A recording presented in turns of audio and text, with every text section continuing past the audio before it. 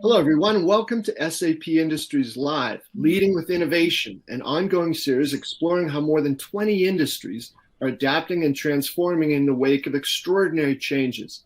My name is Bob Evans. I'm delighted to be the moderator for the SAP Industries Live series. Today's virtual event will focus on the building materials industry and the efforts underway there to embrace the principles of the circular economy. We've got two world-class speakers to share their ideas about what's going on here in the building materials space.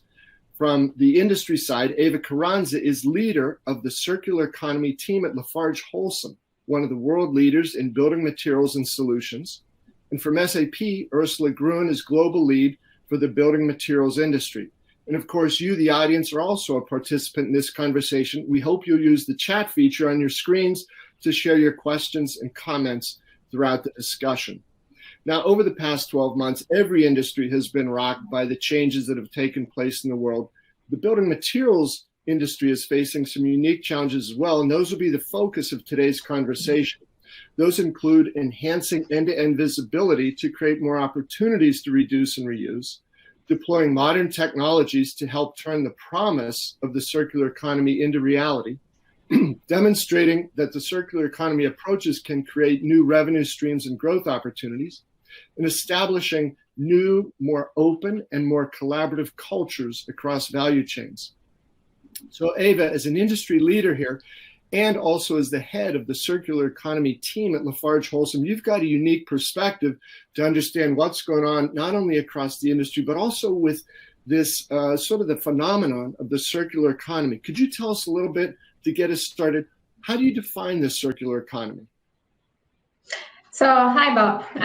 Well, you already defined it in a way for us. So it's really the shift, from the take, make, waste that we have been living and used to over the past decades to a different paradigm where we try to keep resources in use for as long as possible. And we become very efficient at reducing the amount of resources. We reuse and we recycle materials and also energy and everything that comes from nature, like water, all the species, and then we try to do more with less. That's basically the principle. Yeah, it's interesting, Eva, right? Because it's not only sort of something that you do in the pace of execution, it's a mindset. I think you've been really a proponent of the need to not just do this, but how we think about it. It's sort of make that part of the philosophy and culture of the participants. Yeah, totally. It's really a philosophy, it's really to try to think as a business and as a private person, how do you decouple your well-being or your growth, if you're a business, from the consumption of resources? Yeah.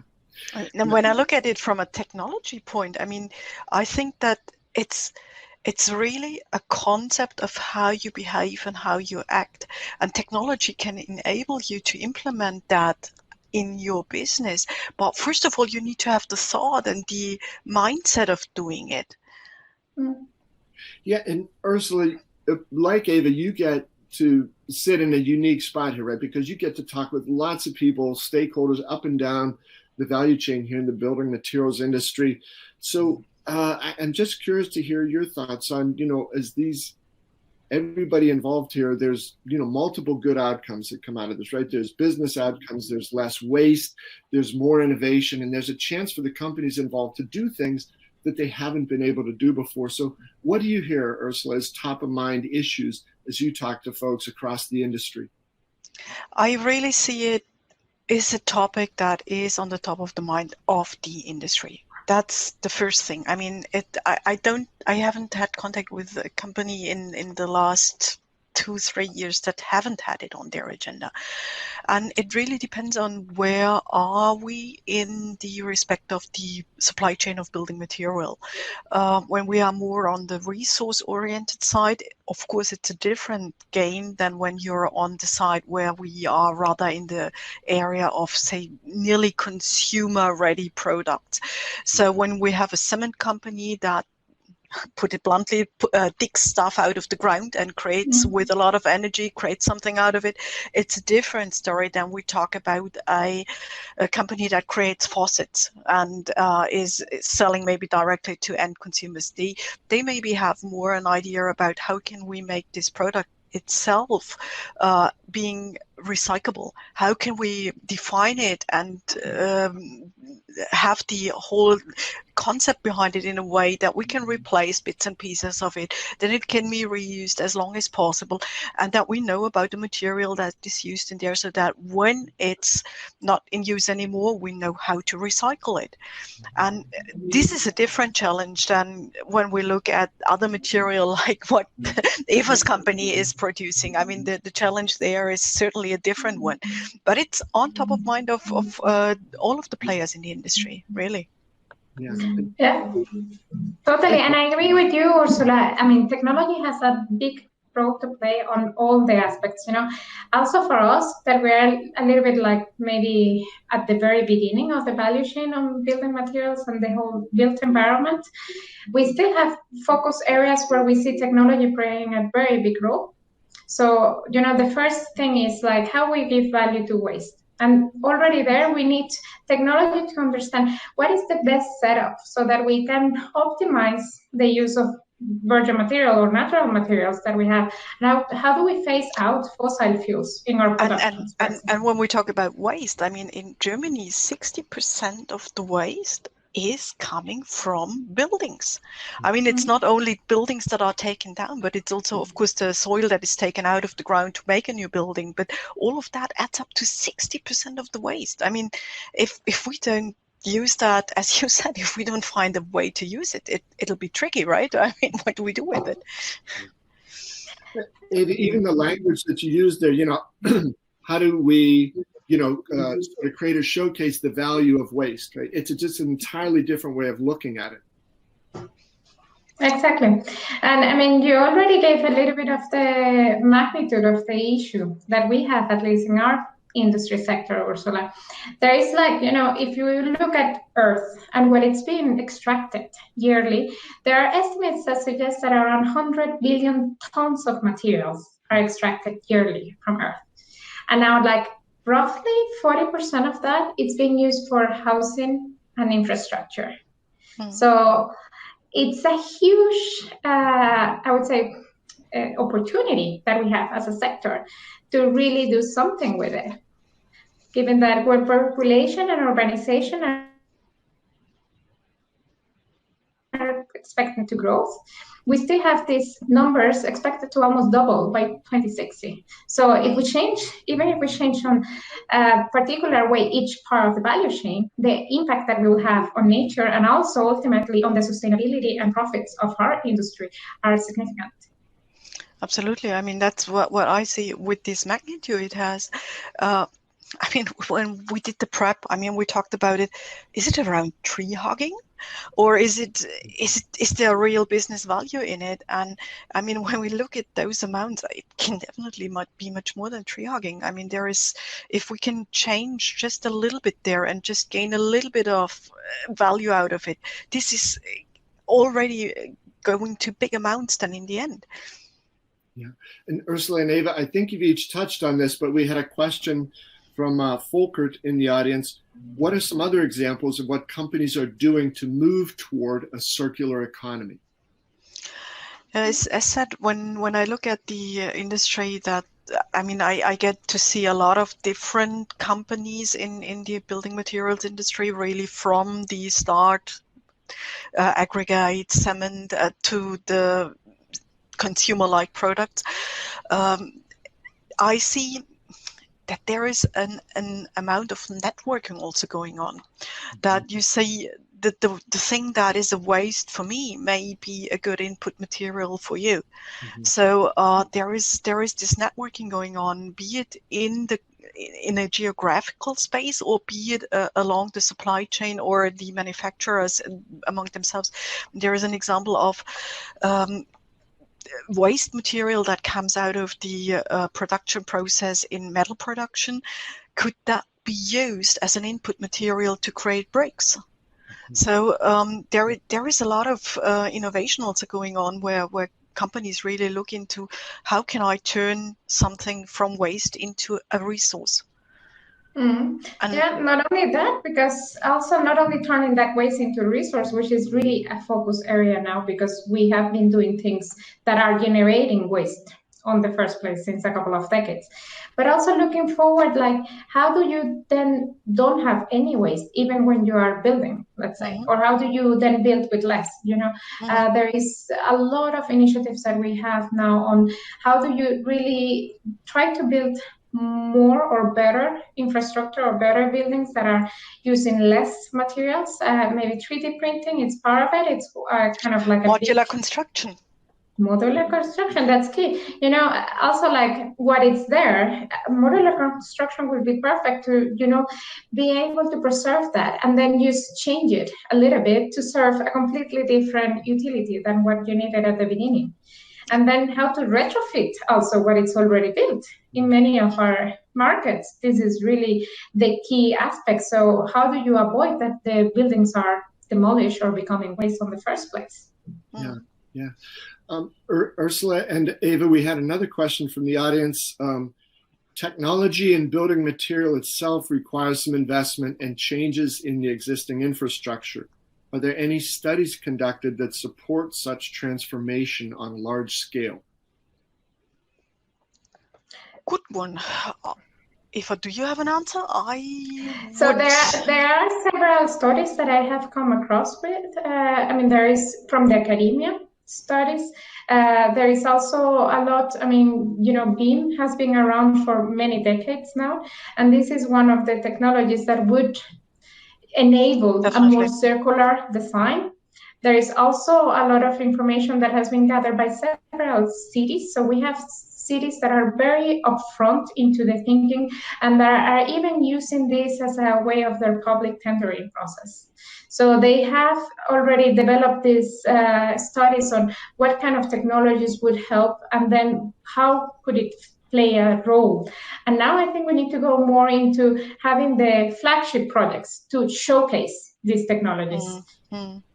Yeah, and when we talk about technology, we SAP as a technology company, I assume there is also questions in the chat that go around. So what are you guys doing? And what I really like to emphasize there is, yes, of course, SAP is a big company, 100,000 employees, and so definitely we share some of the say bad things that happen to this planet. But looking at what happens there, how many activities, how many processes are going by an SAP system, I think that the impact that we as a technology provider can have is much more that we make the technology better and make a better fit for the guys that have even a bigger impact factor than we can have. So, it's a dirty topic, I know, but cement industry being responsible for around 8% of the CO2 emissions on this planet. Each and everything that we as a technology company can help to reduce that is much more worse than the say few kilometers that we don't drive by car or that we don't use the plane, right? And this is one of the things where I feel like it plays so nicely together that we can really help those guys that have a bigger impact to get better. Yeah. Ursula, it seems like that's just such an essential part, though, of the entire initiative here, which is you've got to raise that visibility of what is going on. What are some of the factors? What are those big challenges that need to be confronted and then ultimately overcome? And along those lines, Eva, I wanted to ask you, some of the numbers that both you and Ursula have brought up, they're really staggering. So I think, in some ways people start to get the magnitude of it, but for a business that hasn't really actively moved into this approach about the circular economy, they might say, gee, the problem is so complex, I don't know, where do I get started? So Ursula already mentioned, how do you then get better if you don't measure it first? And for me, it sounds you like don't know basic. where you are, right? Exactly. It sounds super basic, and this is where a lot of things, maybe as you mentioned, given the fact that we are already part of cement and concrete. It's being used worldwide. It's a very resilient material, and it's very good to develop communities. It's one of the mostly used materials globally, and this makes it, I think it's like second to water concrete, how it's being used. And this makes it kind of a focus area for many people. That's also why it generates great part of the CO2 emissions globally. And this is why we have been since many years tracking like incredibly into each of our production lines and into each of our product types, what is the materials that are being used, and technology is key here. How do you ensure that you have like somehow automated systems that can tell you, okay, in that particular production site, when you're producing this material, then you need this amount of resources, generate this amount of CO2, and recycle X amount of products. That's I really think this is, you can't emphasize that often enough. You have to know where you are, because I mean, if I don't know where I am, how would I know if I get any better? And so this point that you just made, Eva, I think it's crucial. Before you get started, you have to understand where you are, and then you really can say like, where is the big ticket items that really make sense to look into. Exactly. So once you know where you are, then you can take a look and then reinvent. What is it that we're doing now? How can we do it better?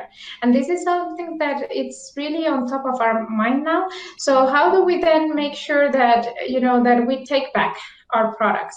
How are we scaling up that, construction and demolition waste, which is a problem in many of the countries where where there are any demolitions?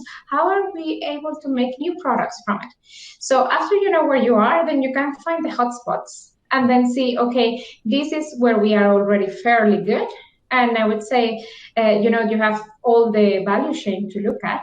And this is something where I can get improved. And that's where you start also looking for partners, because you cannot do it alone. I mean, you as a product and just as a company, it will not work. You're part of like an ecosystem with the whole community and the whole industrial setup next to you. So the only way to be really circular is to ensure that within that community, you can focus on leveraging that the materials are always kept at the highest level of value. Yeah, that they don't really lose too much value through the process of taking it back and maybe having to do some other process steps to them, right? Totally. So it's just a powerful thought there, and you both described it, and it comes back to that notion of a circular economy, right? It's not linear, like, we'll use this, we can get 10 years out of it, and then, it's into the Don't we just burn it somewhere, we just dig it into somewhere and we forget about it. No, that doesn't work anymore. Yeah, and the other part, I think both Eva and Ursula, that you've really brought to the forefront on this is, and it's also reflected in the, this image of the circle, the value chains, the stakeholders up and down the line here that, Eva, a moment ago, you said, no company, you can't do this by yourself. So this point that was made in one of the preliminary conversations we had to set this up, where you both really hit on that point about establishing end-to-end visibility, because if you don't have that, you're never going to be able to really calculate or figure out or get involved in how do I sort of work, not just in my own company, but up and down the line here. I mean, when we take the example of CO2 emissions and the amount of CO2 that was creating a specific product, and I mean, it's not only happening on my end, but it may have happened up front already. So I would have to understand how much is involved there along the supply chain to really understand what's the value of CO2 that I have with this product. So yeah, I think this idea of having a different view, a parallel view, a second ledger that keeps other values also to make you understand that there is more than a financial value to a product is extremely crucial. Totally, and this is key because you mentioned CO2. If you talk about CO2, it's highly linked to circularity. In most of the industries, the way to reduce CO2 is actually to avoid the waste, and to recycle as much as possible. So the more circular you are, then in most of the industry it goes hand in hand. And then that value chain. CO2 is such a big topic that it's not only about my emissions, it's really about also my scope 1, scope 2, and scope 3. So what happens in my value chain? What happens with my product? How is it being used? How am I getting my raw materials? And what is the overall supply network? And it's very much impossible to do the proper tracking without technology. Yeah. Eva, question from the audience for you. Beyond tracking, what steps have you taken at LafargeHolcim and that had the biggest impact? So beyond tracking, we have started to look at the local level to what our plants have next to each other. So what are the wastes that the other industries close to us are having? And how are we able to divert those wastes from a landfill? So we have started to look since many years. I mean, we have one of our main brands is GeoCycle, and they have years of experience doing proper waste management. Do you provide the service to the plants that it's close to you? And by diverting this mineral waste, which can be it can be earth contaminated soils, for example. It can be many other things from like the solvents industries or pharmaceuticals or things that cannot be recycled directly, keeping the same value that they used to be. Then how do you then divert all that waste from the landfill and bring it to your company, to your site, replacing the limestone, for example, or replacing expensive corrective materials? Cement seems like a simple product, but in a way you need the chemistry to work. Mm-hmm. So you always need to have the right level of minerals in a specific play between them. And then you need, in some areas, corrective materials. So how do you replace bringing a corrective material from probably 400, 500 kilometers away from you by something that it's probably having the same elements, the same mineralogy, and it's actually a waste from another of your industries or even from the community where you're operating? That has been making the biggest impact. Yeah. I guess because you can really then play it in a way that it's small entities, but it's spread out, and the mass really then creates the impact, right? I mean, the single one probably wouldn't make the big impact, but the cement plants typically have you're spread around a bit, right? I mean, it's not just one plant worldwide. Yeah. No, we have quite many of those. I think right along those lines, Ursula and Eva, we've got a question from Stefan. He says, how can you make sure that you buy a circular product and actually also a low carbon product? Is that a question? I mean, that question can be interpreted in a couple of ways. I'll take it in the way that I can answer it, right?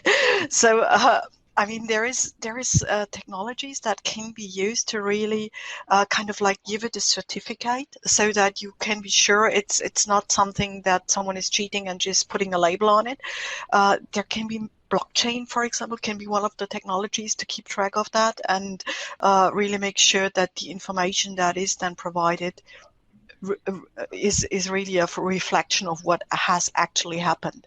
So that's a technological answer to that one. I don't know if you have a different interpretation of it, Eva, and have another remark to it.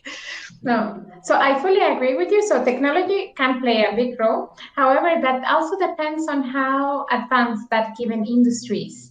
So in many, like blockchain has big potentials, but in many industries, still I would say we are a couple of years away from getting into a full blockchain supply chain controlled process, simply because you have too many players Absolutely. Involved. It's future looking. It's not something that is widely spread at this. Exactly.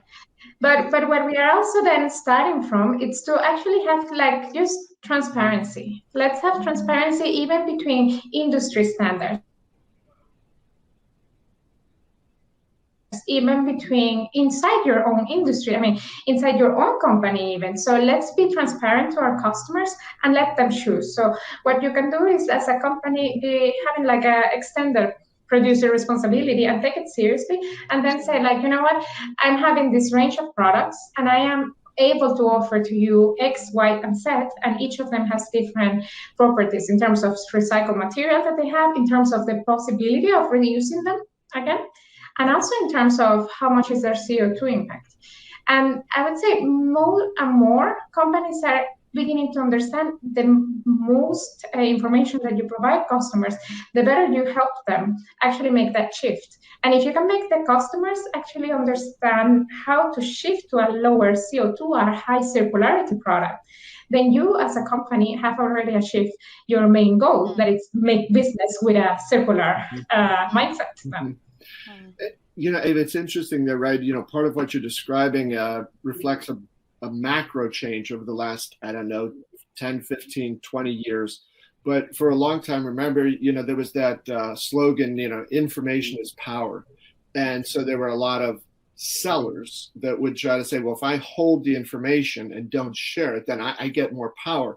And, you know, it's a laughable idea now, but there's still, I think, some pockets of holding out there. And what you're describing here is it's not just not a good idea, but there's so much value to be gained if you take a different, open, transparent, Absolutely. highly visible approach, right? And that it's not just something, I think, Ursula, maybe you had mentioned something about tree hugging. It is a business value. It can be a business, you know, a competitive advantage to the companies that really get aggressive about this and deploy it. Absolutely. Yeah, totally. It requires a mind change, huh? It requires a mind change, not only internally. I mean, I would say that internally it can be already a challenge. I'm lucky enough that I'm in the position that internally that change has happened before I arrived, kind of. Yeah. So they are very convinced that this is the way to do business, and this is like a long-term goal, and it's key for the sustainability, not only in terms of ESG rating, but actually in terms of profits from the company long term. But it requires a mind change also on the customer side, on the regulatory side, on the on the standards, product standards sides, and on the regulatory. Gee, that's a difficult one. There is happening a lot, right? I mean, especially in the EU, we see a lot of regulations that are changed in the last decade, I would say, that force companies and consumers to be more aware of that and really react to it. So I assume it's kind of a situation when we look in the industry, it's a little bit between a push and a pull, right? I mean, on the one hand, regulations are pushing us into the direction. On the other hand, we have also consumers that really pull for it.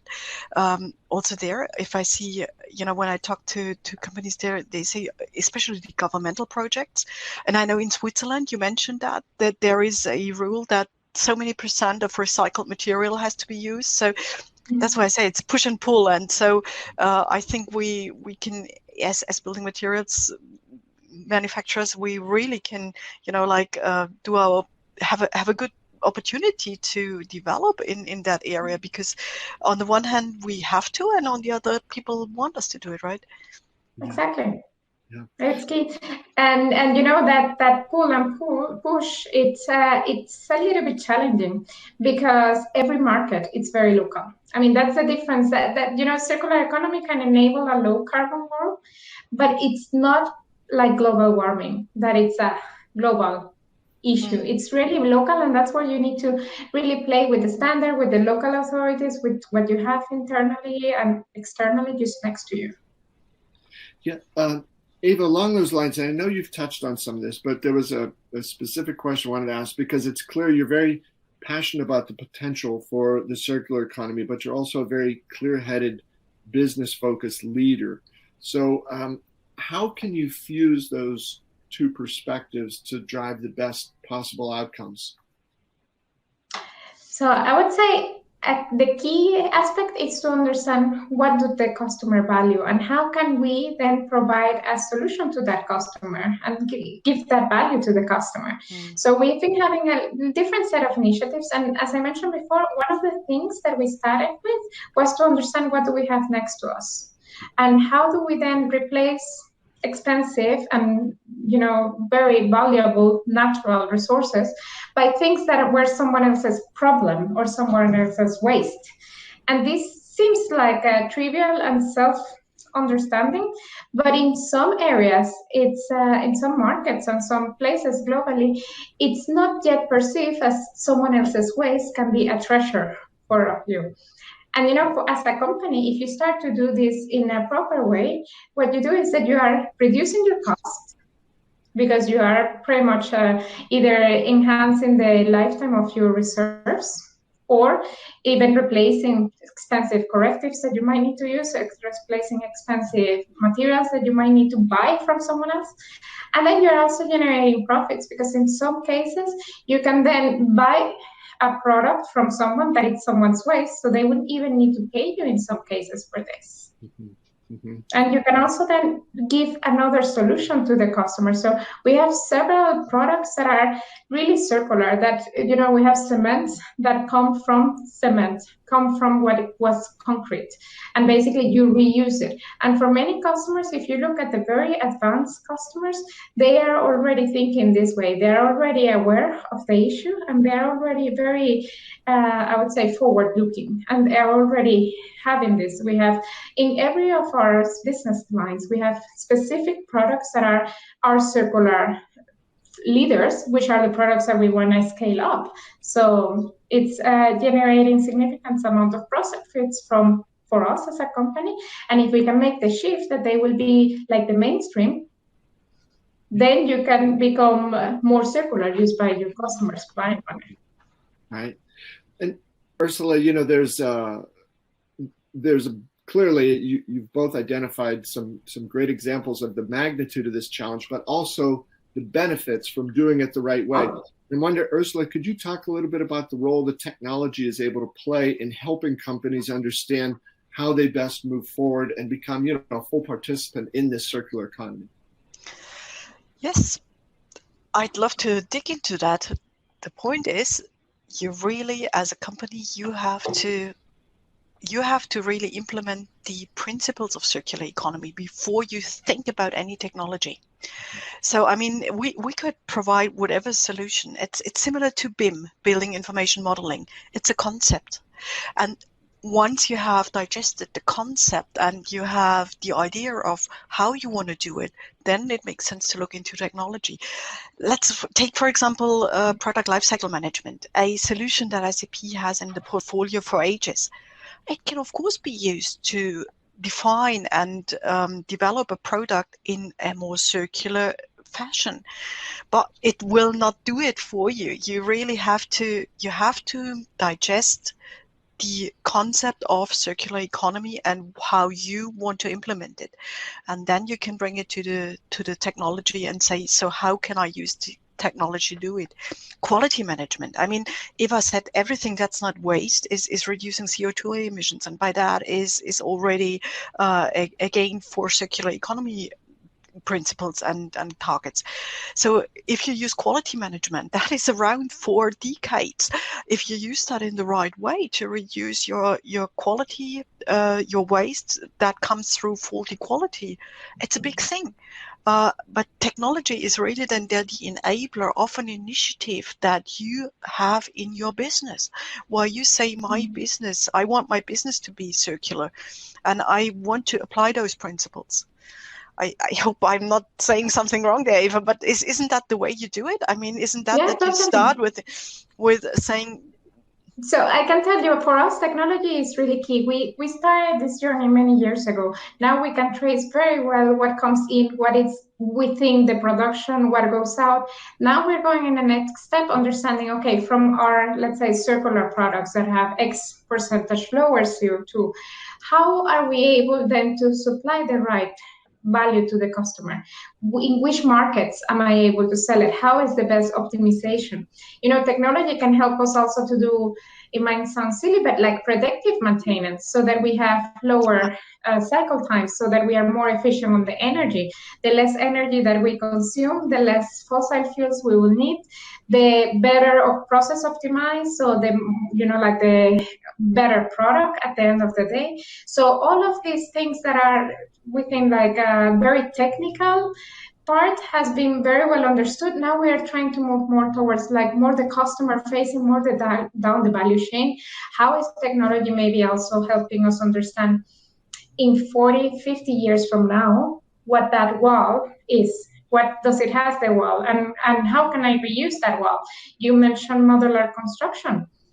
how do I use the most efficient way that modular construction is understanding what's the strength of that element, so that I can know exactly what is the maximum load that it can have, for example. So all of these type of things are key on technology, and it's something that, yes, I would say as an industry, we have a lot to take in. Yeah. I just wanted to touch on quickly as we're getting near the end of our time here, but I wanted to go back to 2 points that Ursula and Eva, you had both made in the preliminary conversations we had, and they've really come through very powerfully here in this conversation. One is demonstrating that circular economy approaches can create growth opportunities and new revenue streams. And then this other idea that Eve, you've just touched on, which is establishing more open and more collaborative cultures, not just within your company, but as you've said a couple of times, who's next to me? Who's adjacent here in these processes, and how can we do more together than either of us could do individually? I wanted to offer a final question here from the audience. Do you see customers paying more for circular products, or are they of higher value for customers? So I would say that when you have a circular product, you usually have another attribute to it. So when we sell the product, it's not only about how much recycled content it has, or whether you can, recycle it fully at the end. It also has, as we're in the building material industry, a certain specification. Exactly. It has that technical aspect, which is very important. And what we see is that many of the circular products actually have better performance on the technical aspect. It might require, in some cases, a shift into the way that the customer is used to using the mainstream product. But in many cases, you see a higher performance. And then when you compare with that higher performance to a product that would have had the same performance, which is non-circular, then you can talk, let's say, apples to apples.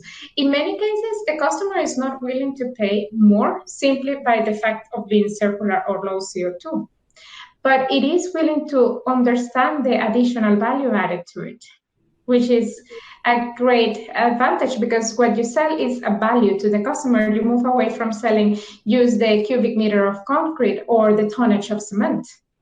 So for us, the value is really like, what am I selling and how am I pricing it? So if I compare it one-on-one, I need to compare to the right element, to the right product. Yeah. Ursula, a thought on that? I really see it in a similar way, yet a little different from conversations with some other manufacturers that I've been dealing with.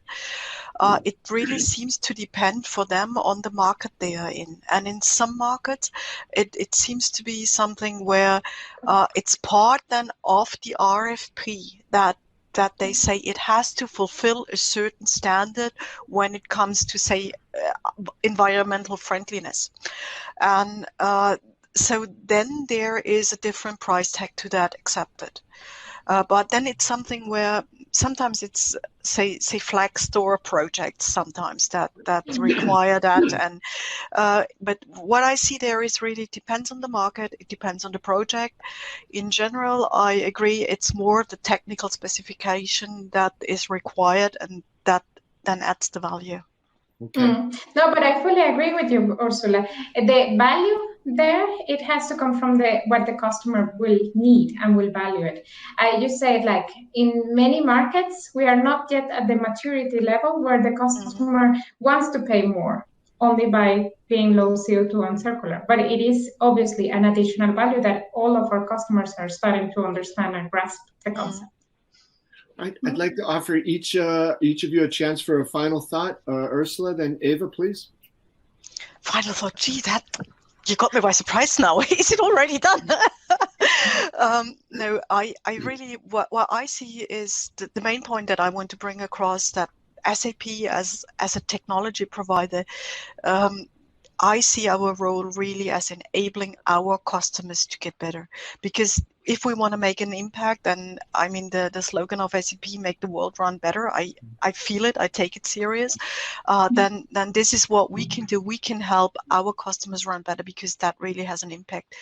We have some impact, of course, as company, but the major impact will come from our customers. And Yeah, I mean, I like the poster in the background of Eva's office there. The future isn't written, it's built. I mean, we want to help to build a future there. Yes. Yeah. And I take your comment that we are trying to build a future. So I think, there is at the moment a collective thought of, yes, there is a need to build things better.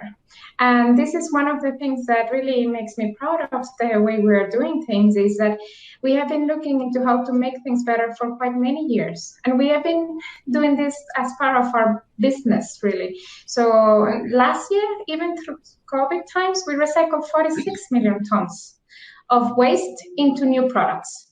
And, we have a great potential as a company to really bring on value to customers and to society by scaling up these things. And it's just a matter of creating the right business model and the right ecosystem to make it work. Well, Eva and Ursula, thank you so much. This has been terrific. Your insights and perspectives on the circular economy, where that's going, how you try to move forward in this, along with your stakeholders as well. Very, very interesting insights. So thank you both. And my pleasure. Thank you, all of very you. Very interesting. Oh, yeah, this has been great. You're both wonderful. And I just want to also be sure to thank the audience. Thanks for being with us here. You can find more information about it on the LinkedIn Live page here. And on behalf of SAP Industries Live and the building materials industry within SAP, thanks to all of you for being with us. We look forward to seeing you next time. Thank you all.